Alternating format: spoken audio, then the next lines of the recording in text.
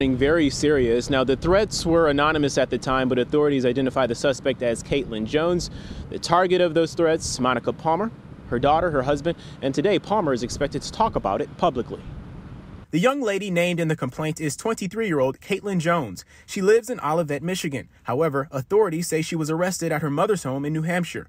Jones admits to making threats against Wayne County canvasser Monica Palmer. I have received text messages with graphic photos of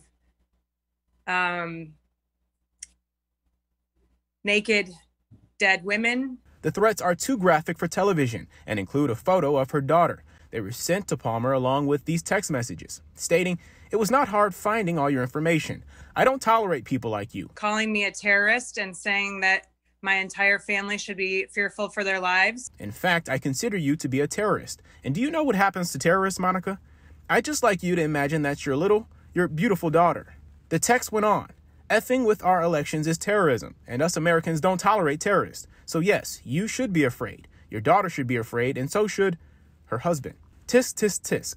You have made a grave mistake, Monica. I hope you realize that now." You may recall Palmer did change her vote to certify the election, but she also said threats did not sway her. "The allegations in this case should make us all disgusted. There is simply no place in Michigan or in the United States for chilling threats like this to people who are simply doing what they believe is correct."